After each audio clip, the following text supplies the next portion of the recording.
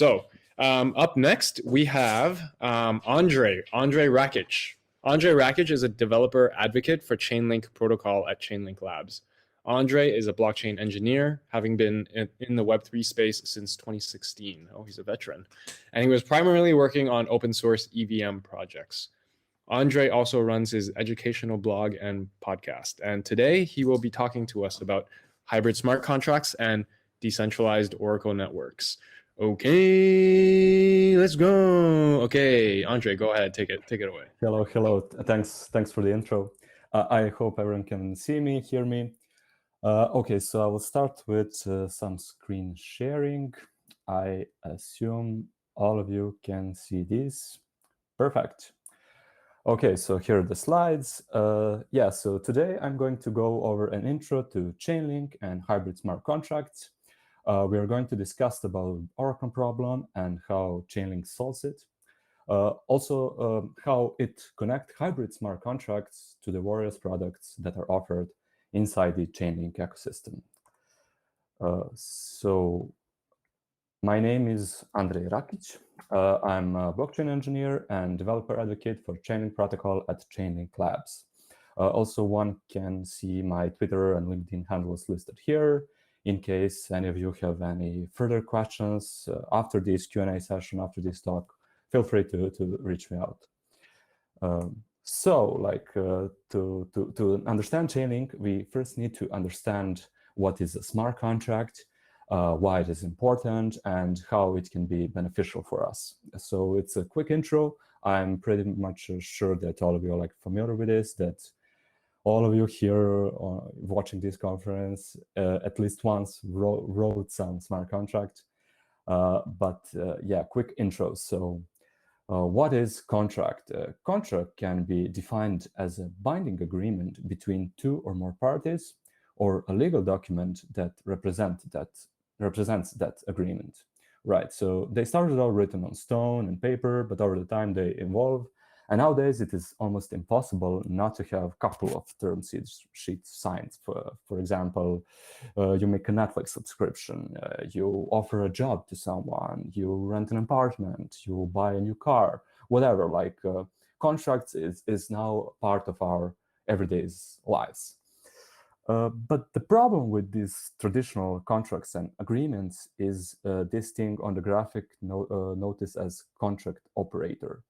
So contract operator is some third party which we need to trust in order to our smart contract be live and efficient, etc. But this contract operator in some cases can have some conflict of interest, which is a problem, right? On the other hand, there are so-called cryptographic agreements. And this is the smart contract. So in this case, with smart contracts, the contract terms are secured by math, by cryptography, by blockchain. Now there is no need for us to trust anyone else than just the code and the technology itself. So smart contracts will solve the society critical trust issues.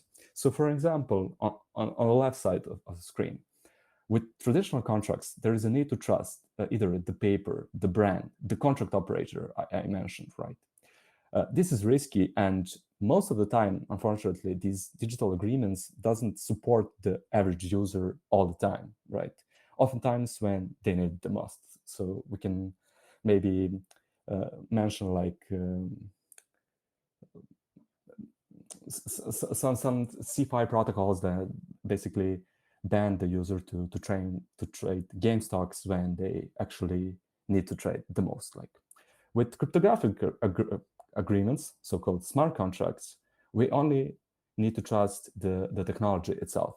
So it is like a couple of hundred lines of code deployed to some general purpose blockchain, and that code cannot be changed, modified, deleted, corrupted in any other way. So it's 24/7 live, and it's on blockchain, so everyone can review these term sheets, and actually no one can just force anything rather than what is written inside the smart contract itself. But smart contracts are not perfect, and they also have like some problems. So the main problem with smart contracts is that they are unable to connect with external systems. They're unable to connect with data feeds, with APIs, with existing payment systems, or any other off-chain resources on their own. Like the oracles actually solve this issue, solve this problem. So with oracles, we can provide some external data to the smart contract deployed on a blockchain. So smart contracts are kind of like isolated in their own environment, or in their like own blockchains, can read some data from that blockchain, do some computations, and that's it. But with off-chain data provided by oracles, we can now have like a fully functional agreements called hybrid smart contracts. But yeah, so this is like the connectivity problem, like with smart contract on each blockchain. Like I don't know, we have listed here like Ethereum, Bitcoin, Hyperledger, but any like Polygon, Polkadot, whatever. Like smart contracts cannot just easily get this off-chain data without oracles, right? So my smart contract, for example, without Oracle, cannot know like what's the current weather at Boston. I mean, I don't care really, but for maybe some my smart contracts use case, it is important. So cannot like just get the price of any cryptocurrency, for example, Bitcoin, in terms of USD without oracles. And Chainlink is #1 Oracle protocol, and it solves all of these issues. So with Chainlink, it's an open source protocol, so any of you can just open a pull request, raise an issue. It's a community-driven protocol, fully decentralized, fully open source. You can just use Chainlink contracts inside your contract and get all of these crucial off-chain data. So, but oracles also have like Oracle networks has some problems. So imagine you have like a smart contract on some general purpose blockchain. It's fully decentralized environment, like bunch of nodes running the network, securing the network. Everything's like happen in decentralized manner. Like everything's happened like in the manner we actually love and want, and this is why we use Web3 products on a daily basis. And then you have some centralized Oracle node to get these data sources from you. So just one node to like thousands of nodes on blockchain. And this centralized node can go down, and then we don't have like data at all, can be corrupted. And then like the same problem with this contract operator I mentioned before on this schema. You need to trust that one centralized node, and this is not okay. Like this is a problem of oracles. If we have a decentralized Oracle network, this is much better for data quality, for data privacy, for like decentralization, everything. So we have like smart contracts on any of these blockchains, and then there's a decentralized Oracle network powered by Chainlink to get all of this off-chain data to all of these like smart contracts. It doesn't really need to be just on Ethereum. You have like Chainlink services offered to a bunch of other blockchains. So it's really up to you how you're going to build your smart contracts, where you're going to build it, host it, etc. But oracles are kind of like important step in order to make like really awesome and actually useful smart contracts, because like smart contracts are nowadays backends of our applications, and these backends need to be powerful. So with Chainlink, Chainlink is run by decentralized Oracle network by thousands of nodes, which also gain some link token in order to like tokens to because of their good and honest work. So it's 100% trusted, decentralized. And now we have like a blockchain, which is decentralized network. We have decentralized Oracle network, and this is just the perfect match. So what is this term hybrid smart contracts? So hybrid smart contracts combine on-chain and off-chain systems and computation. So on this picture, you can see in top right corner some smart contract on-chain code written in Solidity. It is basically a simple code sample for making HTTP GET requests from your smart contract. So with Chainlink, you can call any API and get some data. So so down right, there's like a bunch of blockchain protocols, and on the left, this is like off-chain world when we can just consume external data from enterprise systems, from traditional payment systems like PayPal, whatever. Like Chainlink it's kind of a bridge for off-chain data and our smart contracts, which are on-chain. So what features are currently live and operating on Chainlink? Although I must say, like, this is alpha leak, a bunch of new cool features is already being developed by a community. So like everything, as I mentioned, like open source, public, you can check it out. And accept like a lot of good and nice features and stuff from Chainlink in the future. But for now, like the most important feature so far are Chainlink data feeds. So with Chainlink data feeds, you can get a price of any cryptocurrency in terms of USD, in terms of Euro, in terms of any other cryptocurrency, for example, price of Bitcoin in terms of Ether, etc., etc. And it is important because with data feeds, we can write really efficient and correct and top like DeFi protocols and apps. So like DeFi is really hot word since like the beginning of 2019 or 20, let's say. But like with data feeds now, like you can write really powerful and awesome DeFi apps. So how this works? So an example. So imagine you have on the right your smart contract. It's being deployed on chain, and now you want to get the price of, for example, what token is 400? I don't know, like some token in terms of dollars, and you make a GET request to the Chainlink network to get that latest price, and a bunch of nodes inside Decentralized Oracle network get this price from their like off-chain sources.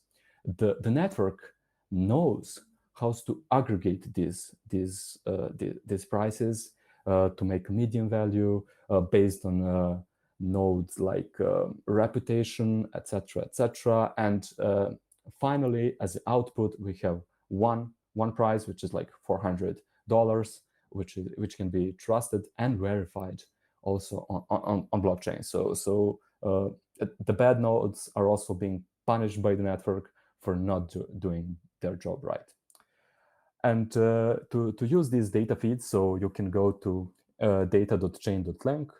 You can see like a screenshot from this web page, but this is like analytics for ETH USD pair. So price of ETH in terms of USD, which oracles are supported, trusted answer right now, heartbeat, last update, responses, etc., etc. So there's two triggers when like the price is being updated.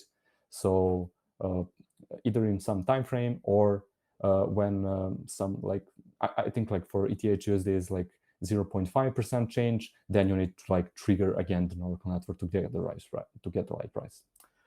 Okay, so this is all nice, but how I can make a killer DeFi app and use Chainlink data feeds? It's pretty simple. So it's one-click really deployment. So go to Chainlink documentation, docs.chain.link, find the data feeds, get the latest price like for EVM chains, but also there's a section for non-EVM chains like Solana and Terra.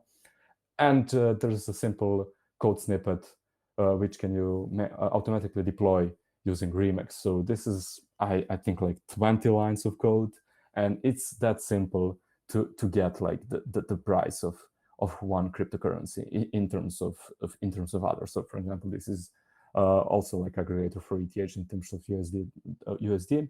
I'm going to actually show you in Remix later after these slides how you can use this in your smart contract to adjust it a little bit, but it's that simple for a start.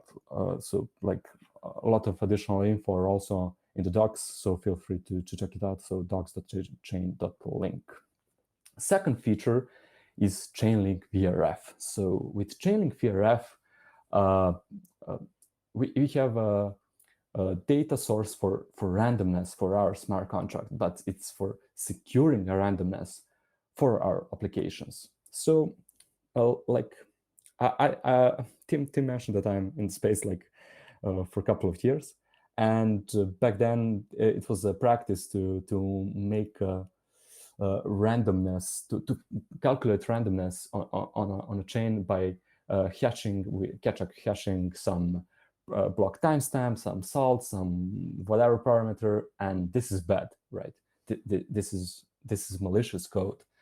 There's actually a hack attack known as source of randomness attack. So please don't calculate randomness on chain. Like it's bad. Like it's not good. Like I actually saw like one tweet where some developer wanted to give some NFTs to his followers, and he calculates some randomness on chain, but he specifically said, this is bad, don't use this in production. I made this crypto giveaway for 3 people, and I deployed this in memory on my remix just for like fan to like thank you for following me on Twitter, but please do not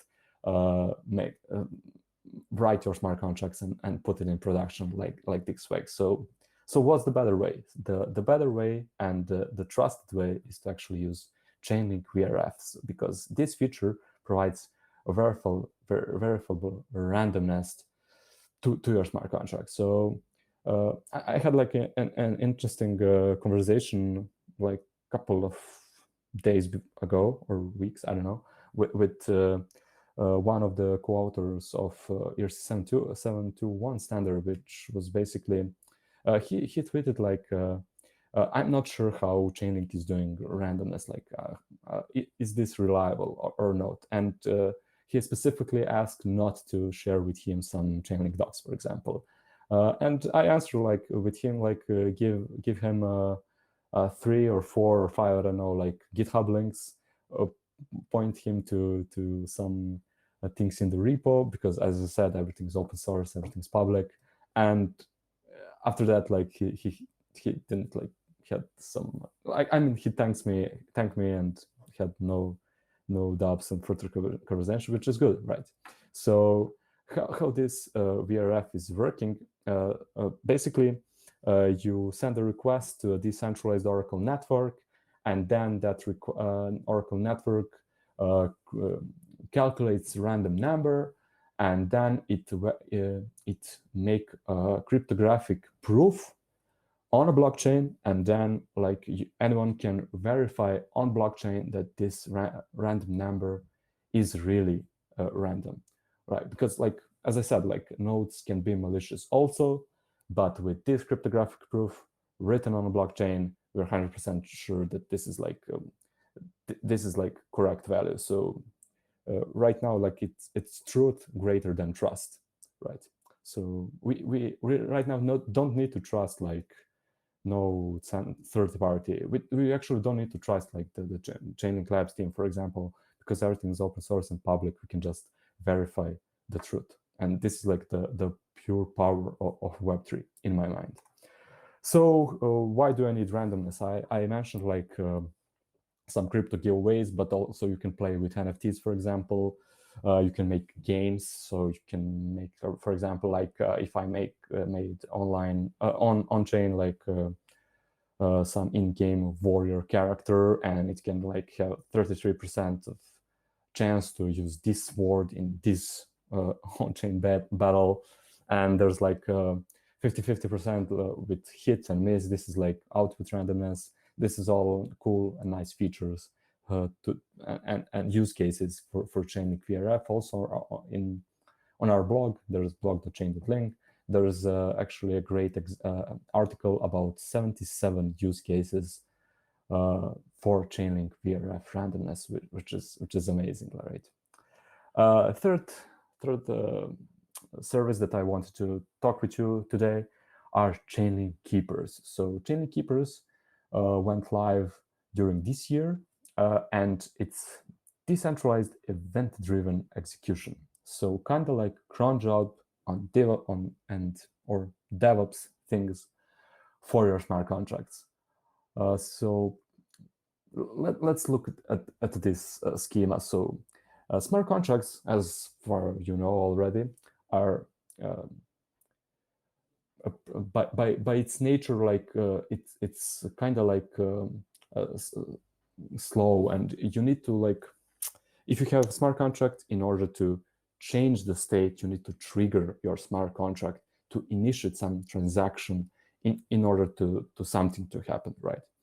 And imagine you have thousands of users, you make some DeFi aggregator, yield app, whatever, and you need to have some specific actions at specific time, and you need to do some yield farming to a couple of protocols. And first way is to be in front of your computer all the time and just click and initiate transactions. But eventually, like, the job is going to become much bigger that even you cannot handle. But much easier way is to use Chainlink Keepers network. So what is this Chainlink Keepers network? So your smart contract development team need to create a keeper job, register on like Chainlink network. There's a smart contract. I will explain it later. And then, like, on each node, each block, this keeper network is going to ping your smart contract and ask him, and ask it, like, do you need some upkeep? Do you need something from me? Like, so let's start with an example. So imagine you're doing yield farming on like these four protocols. So we have Uniswap contract, we have SushiSwap contract, we have Yarn Finance contract, and we have Balancer contract. And on the left side, there is Keepers network. And in order to use Chainlink Keepers, you need to implement keeper compatible interface. It's really just two functions to be implemented. I will show you the demo after these slides. But after we implement this keeper compatible interface, we register our upkeep to this registry smart contract and fund it with some link tokens and leave it. And that's it. Like, it's going to consume that link tokens for its work, and we're just ready to just relax and watch everything going smoothly, earn some passive income while we're sleeping, etc., etc., etc. So how would this work? So on every block, the keepers check the registry for eligible upkeeps. So on the left, you have like a keeper node. So initiating check transaction to the keeper registry, and then keeper registry ask, like, in this particular use case, this Uniswap smart contract and this Yarn Finance smart contracts, do they need some upkeep, like the check? And this check can return true or false. That's it. Like, if it's false, nothing happens. So for example, of this Yarn smart contract, it's ineligible for upkeep, doesn't need anything at the moment, good to go. Or it can return true, which is in this example, Uniswap smart contracts, it is eligible for upkeep, and also, like, it can return some additional data, which is like perhaps need for this upkeep. So this data is then being transferred to the upkeep node, and this upkeep node now perform upkeep with that data. If there's no need for data, either it's good, but also, like, there's a feature for that. So to pass that data as an argument to your perform function, and then, like, upkeep is completed, there's a new transaction on a blockchain, and you didn't do anything, right? You maybe, I don't know, read some book at a time, or watch that Netflix. I mentioned that Netflix subscriptions before, or I don't know, like, travel, doesn't matter. Like, you earn passive income basically while you're sleeping with these Chainlink Keepers. So before this learning section, I will now do a quick demo of these features. So I mentioned data feeds. So if you go to Chainlink smart contract docs, this is docs.chain.link, and there are these price feeds, so data feeds. So if I go to data feeds, and this is like for EVM, also there's a section for non-EVM, contracts platforms. I mentioned like Terra and Solana, but like more to come. If I scroll a little bit down, this is the code snippet I showed you earlier during the slides, and it's this simple to get the price feed. So you need to install, or if you're in Remix, don't install anything. If you're in Hardhat on Proudy, you need to install a Chainlink contracts package, but import that from that package aggregator v3 interface contract.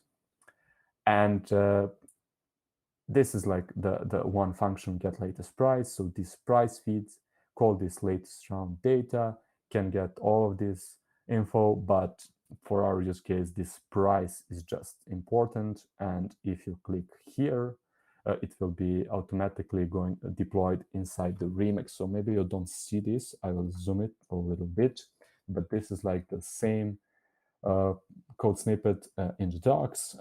You see this is like a hard-coded stuff so this is the Oracle address for ETH in terms of USD aggregator on Kovan network.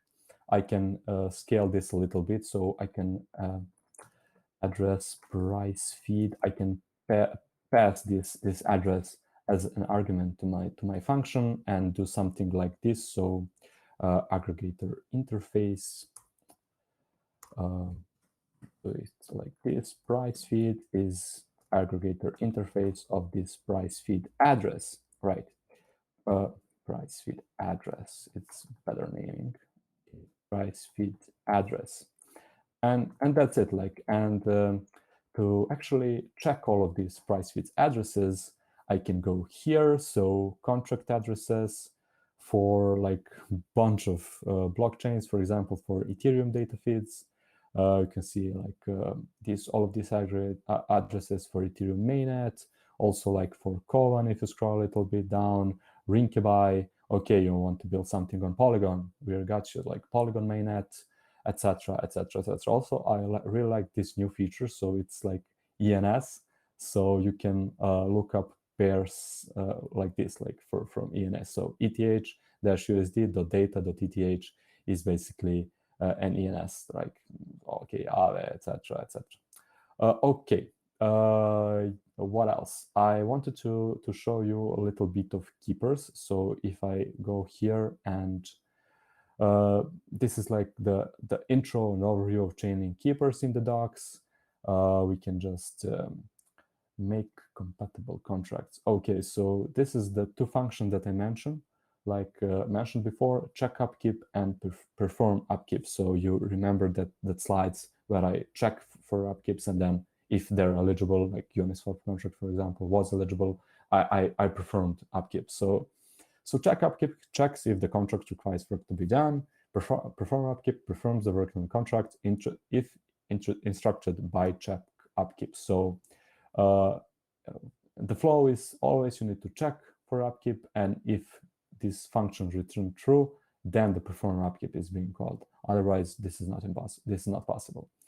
So most of the time, this check upkeep function will be view and not cost you any of the gas.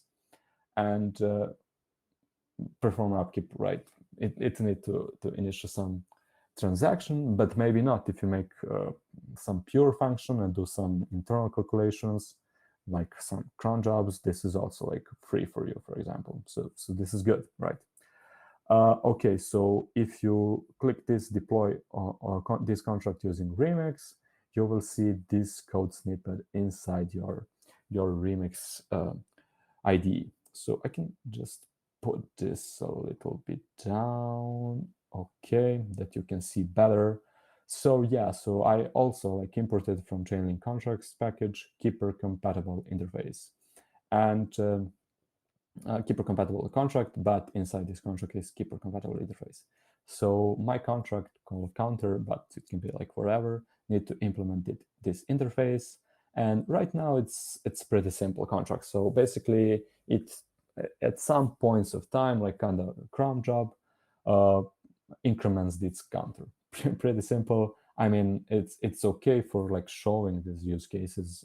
Like it's okay to show you how this keepers are working, but like this is not a common use case for you guys. Like most of the time in this perform upkeep, you will do some harvesting or yield farm or whatever. Like, but yeah, so this chap upkeep has all this like check data also, and this check data you can set during the registering your upkeep. So like during this transaction, how to say it, like, and most of the time it's going to be a view function, and it returns two parameters: Boolean value, upkeep needed, true, false, and as I mentioned in the slides, additional perform data. And you can see it's bytes, so it can be whatever. You can just it scales like in any directions you want. Like you can build whatever you want with this.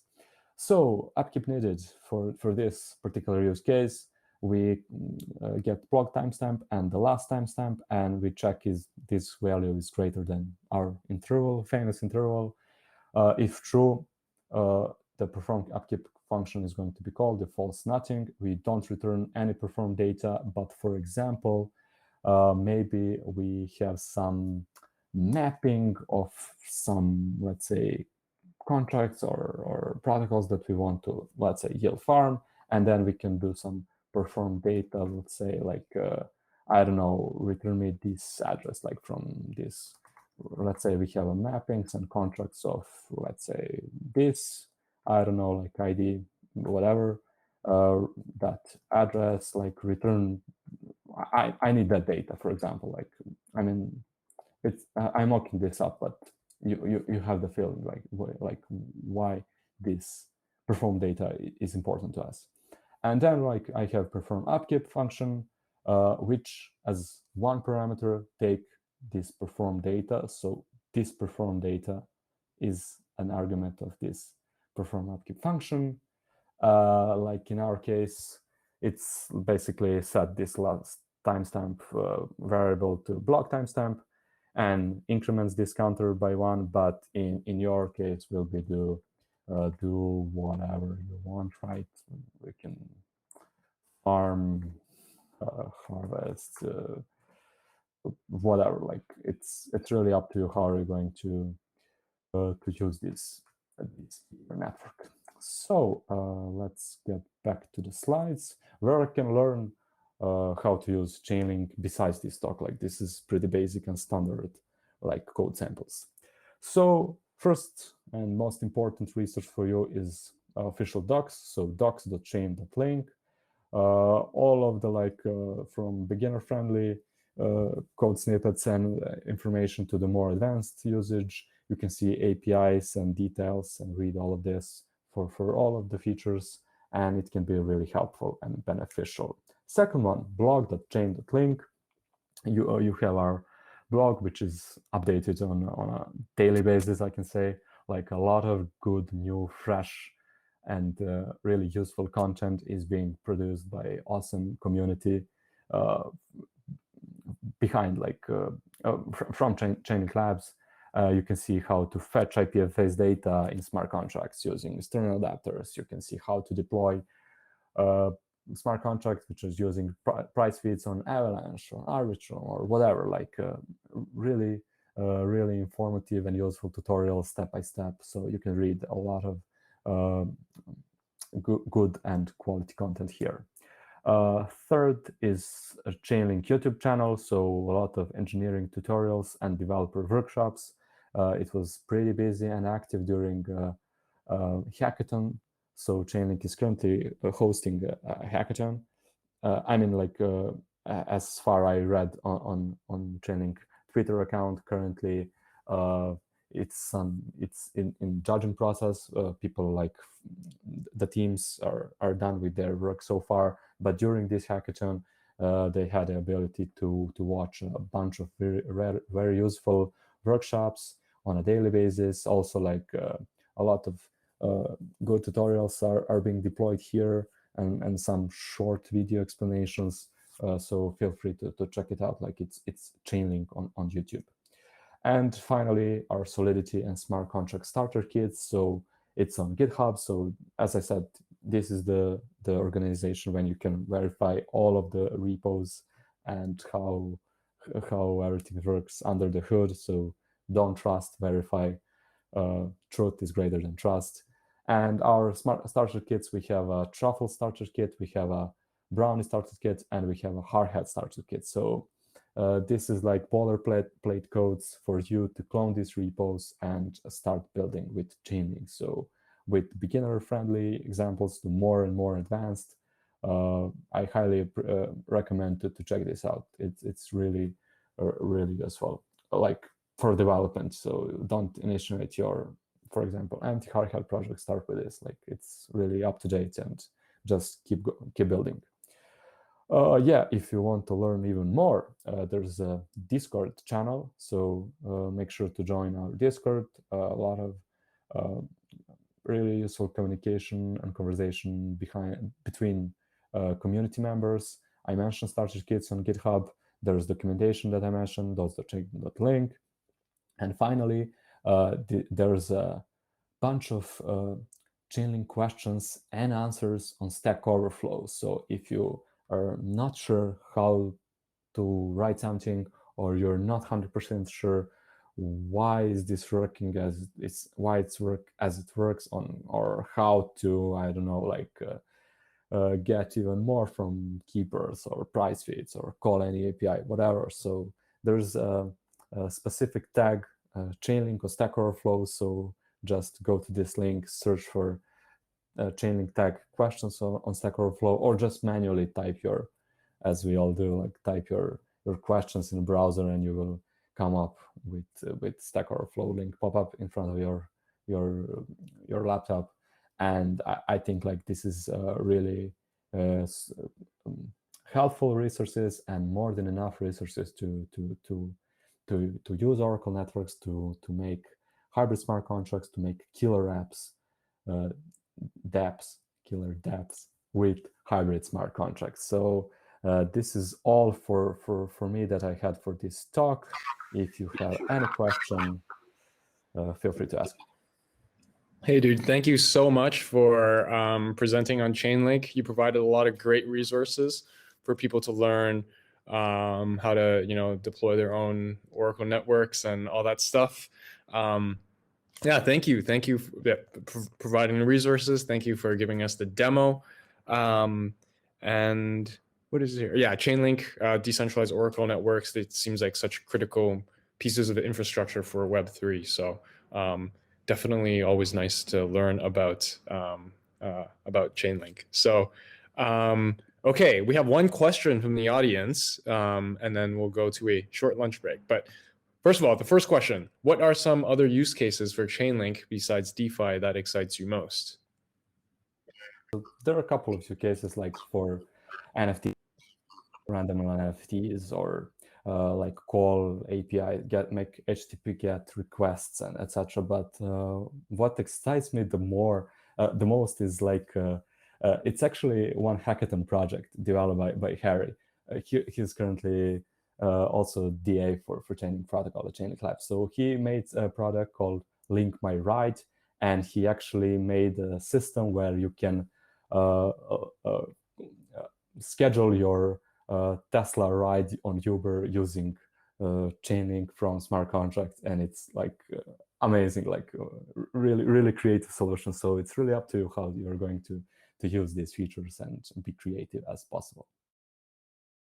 I remember seeing the Link My Ride hackathon project. I think it was from like last year or something. It was really cool to see someone like build this thing and then like use their phone and Chainlink to unlock their Tesla car. It was awesome, and definitely a very exciting feature of what can be enabled by an Oracle network. So I believe that's it for questions. So Andrej, thank you for your time. Thank you so much for stopping by.